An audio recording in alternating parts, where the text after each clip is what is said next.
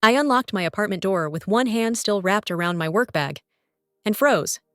Two suitcases stood in the middle of my living room, not near the wall, not tucked away, right there.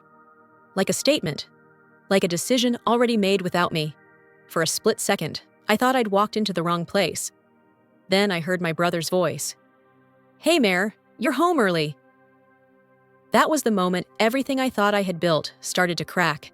I'm Maren Cole, 30 years old, and for the first time in my life, this apartment in Portland, Oregon was mine. Not borrowed, not shared, not temporary. Mine. 2 bedrooms, quiet mornings, evenings where no one needed anything from me. I fought hard for that peace. Growing up, peace was never an option. My mother died when I was a teenager. My father disappeared long before that. And just like that, I became more than a sister.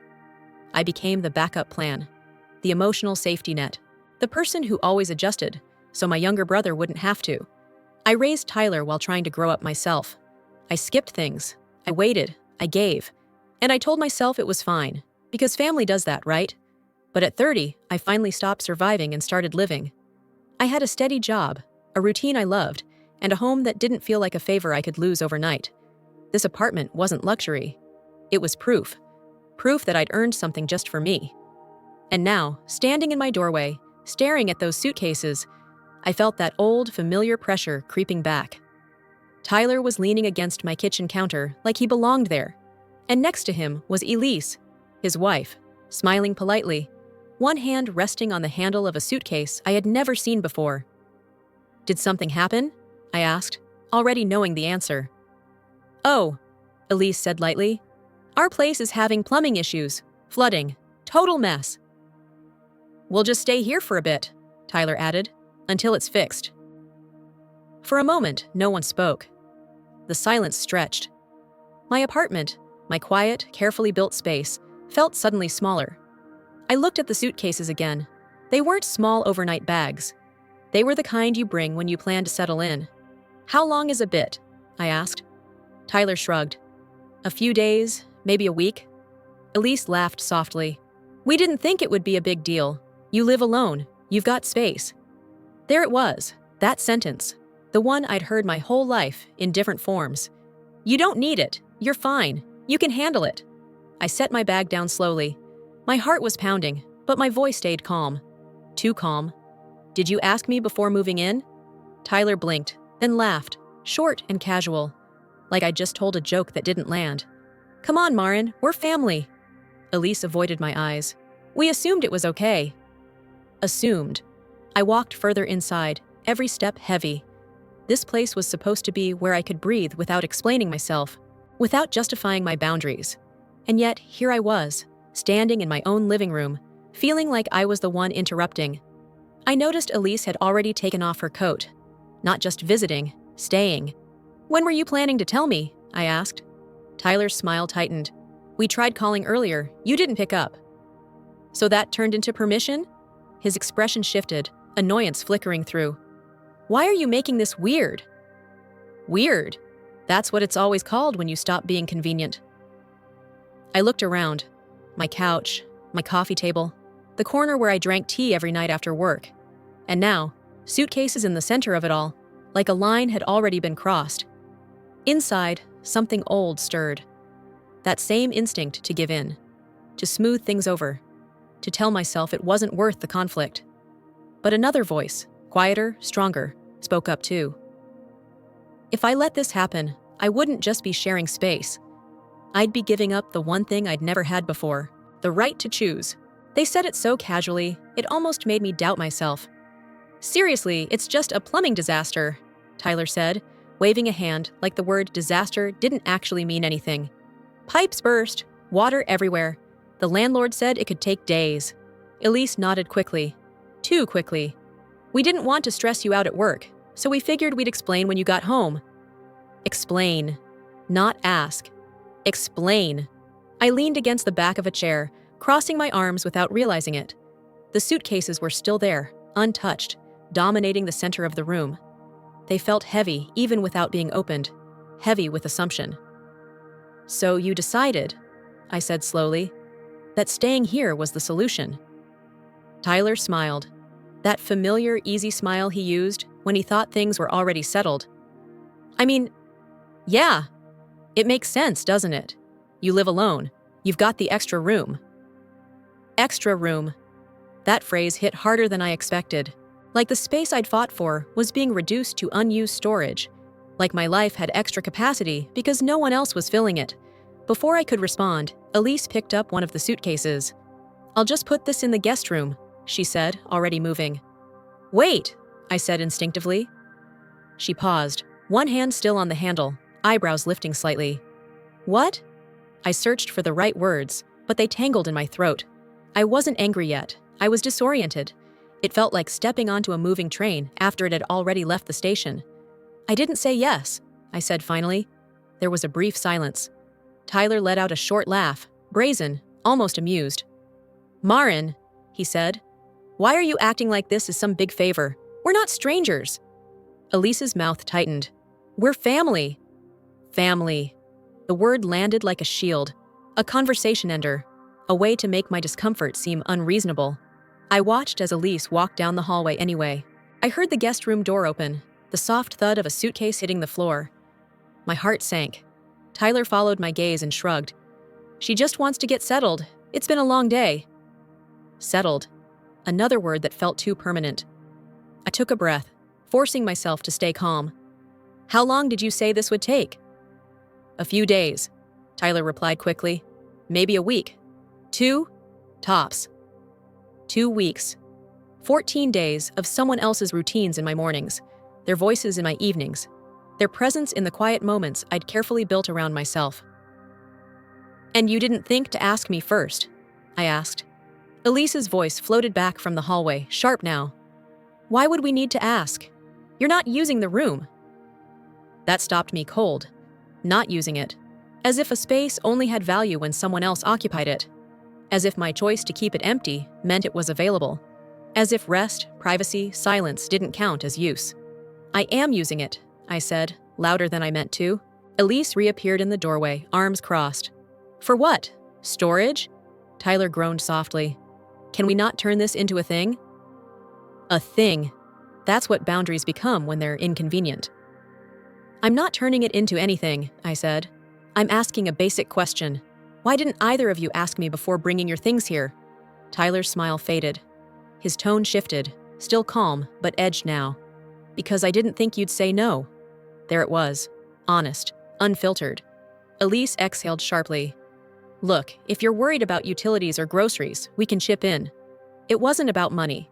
And the fact that they thought it was made my chest ache. "This isn't about bills," I said. "It's about my space." Tyler shook his head. "You're overthinking this. You always do when you're stressed." That sentence hit deeper than the rest. Because it was familiar. Because it was how my feelings had always been dismissed.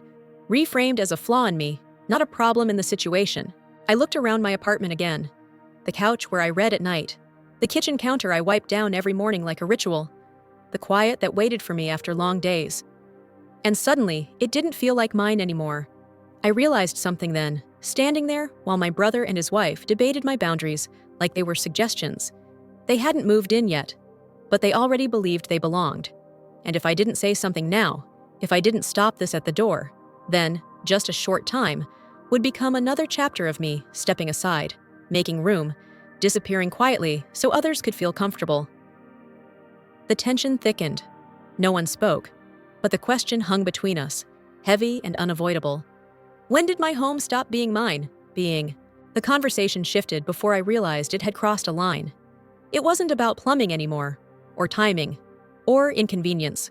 Something older and heavier had surfaced, filling the room like smoke. "You're acting like we're taking something from you," Tyler said, his voice sharper now. "All we're asking for is a little help." I let out a breath I didn't know I'd been holding. "You didn't ask," I said quietly. "You showed up." He scoffed. "That's not fair." "Isn't it?" My voice surprised even me. It didn't shake.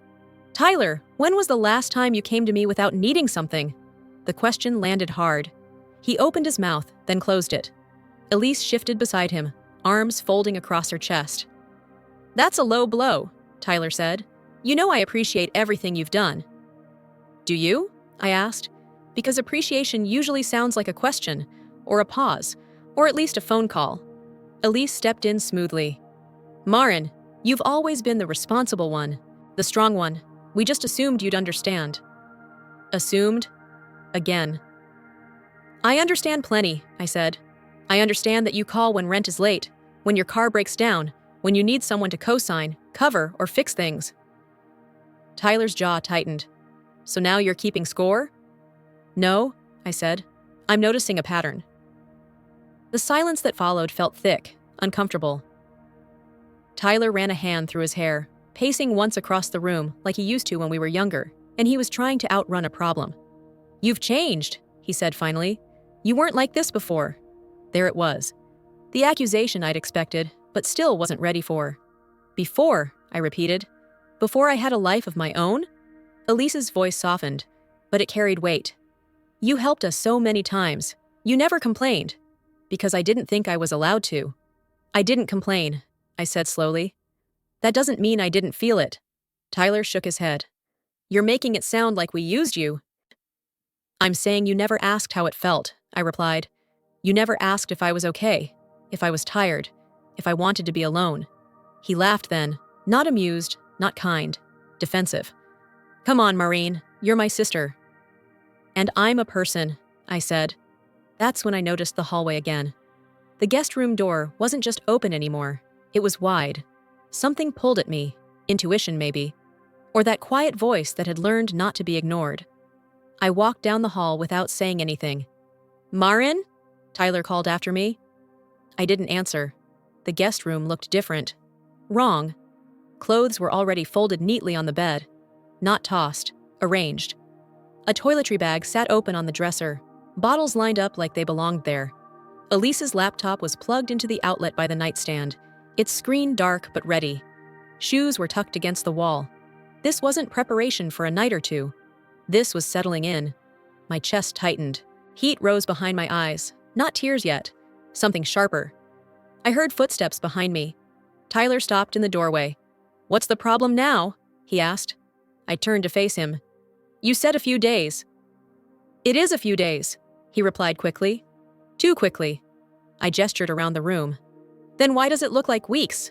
Elise appeared behind him, her expression changing when she saw what I was looking at. We just wanted to be comfortable, she said. We didn't want to live out of suitcases. Comfortable, in my home, without my consent. So you planned to stay, I said, before I ever walked through the door. Tyler sighed, frustration edging into his voice. You're reading into this. No, I said. I'm finally seeing it. Something shifted inside me then. A realization that didn't come with fireworks, just clarity. They hadn't meant to ask, because they didn't believe they had to. To them, my home wasn't a boundary. It was a backup. My silence in the past had taught them that. Every time I made room, every time I swallowed discomfort to keep the peace.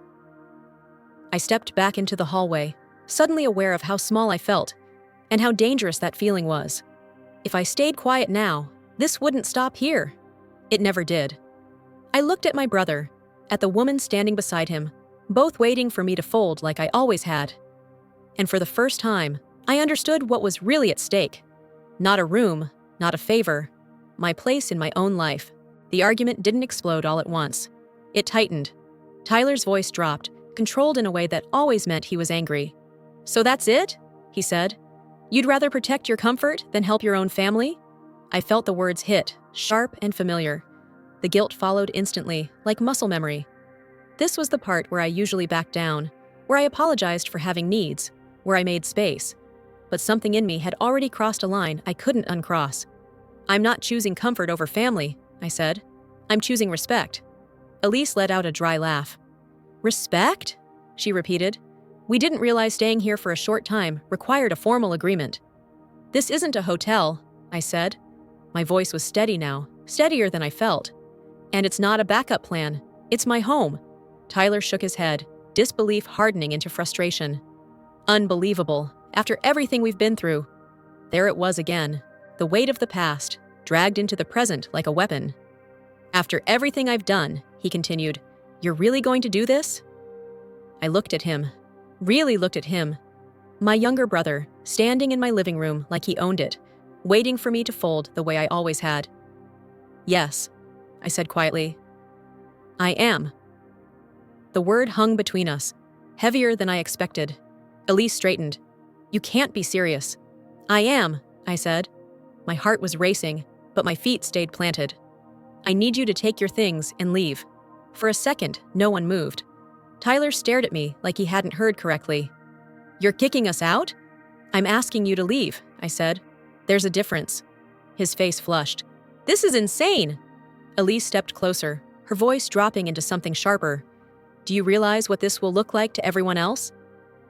There it was, the threat dressed up as concern. I swallowed. "I'm not responsible for how people choose to interpret boundaries." Tyler laughed then, short and bitter. "You'll regret this, Marin. You always do when you push people away." That hurt, more than I expected, because it echoed a fear I'd carried quietly for years. Elise crossed her arms. "You know the family won't understand this." "I know," I said. And it was true. But understanding isn't the same as control. They both looked at me like I'd become someone else. "I'm not punishing you," I continued, forcing the words out before doubt could creep back in. "I'm protecting myself. If the only way we stay close is if I disappear, then something's wrong." Tyler's voice rose. "So that's it? You're choosing to be alone?" I met his eyes. "I'm choosing to exist." Silence stretched again, thick and charged. The apartment felt too quiet, like it was holding its breath. Finally, Tyler turned away, grabbing one of the suitcases with more force than necessary. "Fine," he snapped. "We'll go." Elise hesitated, looking at me like she expected me to stop them, like this was my last chance to take it all back. I didn't move. She shook her head. "I hope this was worth it." I wanted to say something then, something softer, something that explained everything I couldn't fit into one moment, but I didn't, because explanations had never protected me before. They dragged the suitcases toward the door. The wheels rattled against the floor, loud in the silence. Tyler paused at the threshold. He didn't look back. "Don't call me when you change your mind." I felt the words land, heavy and final. "I'm not changing my mind," I said. The door closed behind them. The sound echoed longer than it should have. I stood there, alone in the center of my apartment, my legs suddenly weak. The silence rushed in, different from before. Not peaceful. Not yet. Heavy. Consequential. My hands were shaking.